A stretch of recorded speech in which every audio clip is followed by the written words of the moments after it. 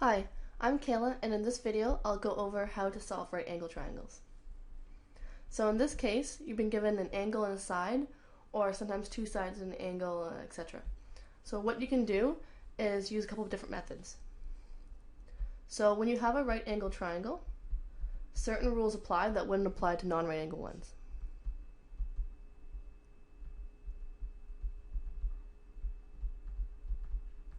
For all triangles, the sum of all the angles is always equal to 180 degrees. For right angle triangles, you have two options. You can use Sohcahtoa, or you can use Pythagorean theorem.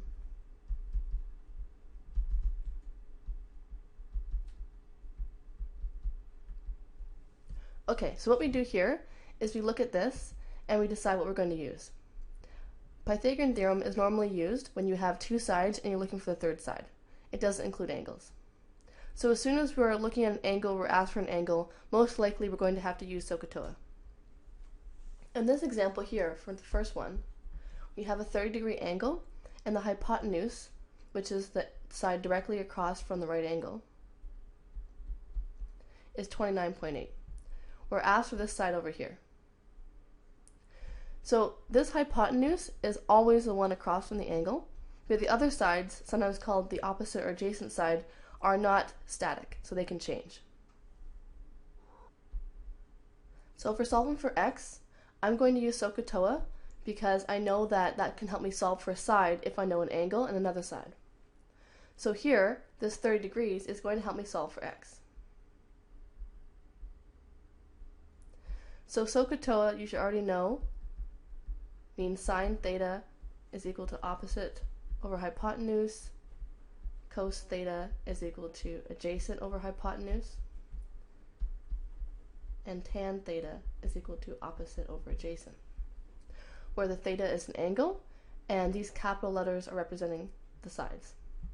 So when I'm looking at 30 degrees, you have to decide what is the adjacent. The hypotenuse is of course always the same, and the opposite. So the adjacent and opposite are not static and depend on the angle. When I'm looking at this particular angle, the opposite is x, the adjacent is this side over here that's not labeled. But if I were looking at this angle at the bottom, then my adjacent would be x and my opposite would be the unnamed side.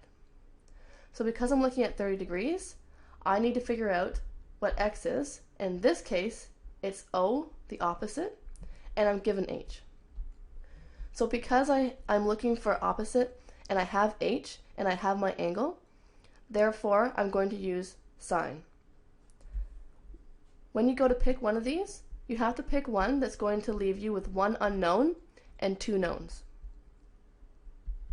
So in this case, my unknown is my opposite side, and my known is my angle and my hypotenuse.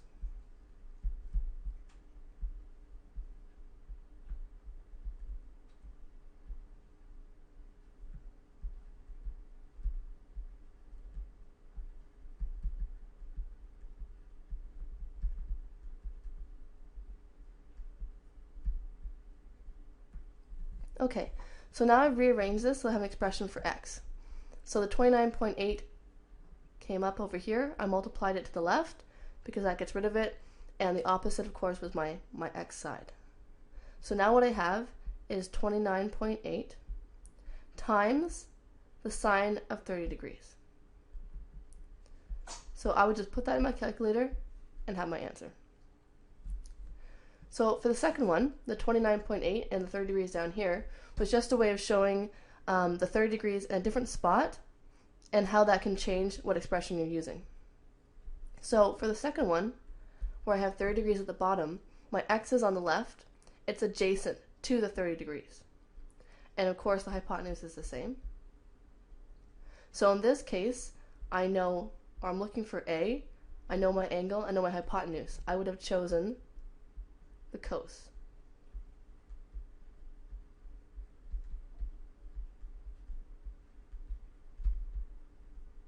Okay, and some people rearrange like this. They'll say cos 30 degrees times 29.8 is equal to x.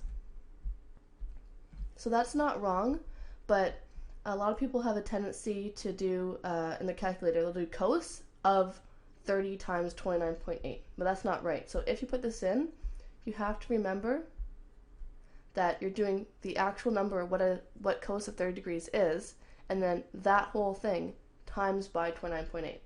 And also remember that whenever you take the cos of something, it's always an angle. You can never take the cos of a side. It doesn't make any sense. So cos has to be attached to an angle unless you're doing the cos inverse, which is going to be the next one. Okay, so for number 3, I am now looking for an angle, and I have two sides.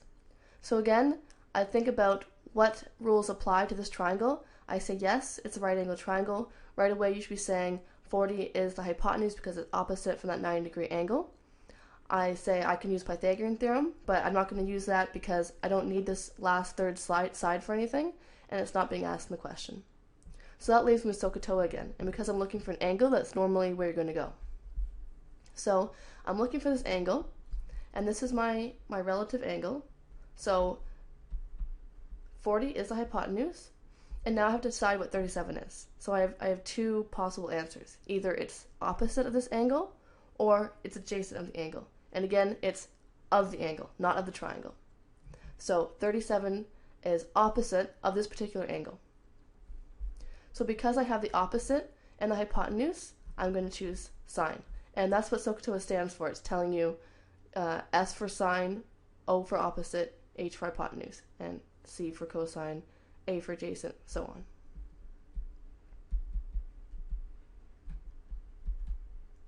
And then the OH means over H.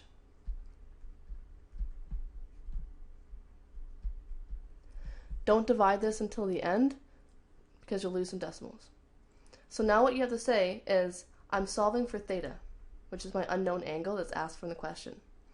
What do I do in order to get theta by itself? And the answer is not to divide by sine, so you should know that these are not attached by multiplication. Sine and theta are not attached by multiplication. It's a special function. Don't try to divide sine ever. That's not right. So what to do is you need to take the sine inverse. So in order to take this function here and move it to this side, you use sine inverse. So then theta becomes sine inverse of whatever you have on the right side. In this case, we just have 37 over 40. If we had 37 over 40 plus 200, it would be the sine inverse of that entire right side of the question. Okay, so now I'm going to put that in my calculator, and I'm going to have a final answer. That answer should be somewhere between 0 and 90. If it's not, you've done something wrong. So always look at the final answer and make sure that it does make sense in terms of the actual question. Okay, so I think that's it. I'll do another one on non-right angle triangles.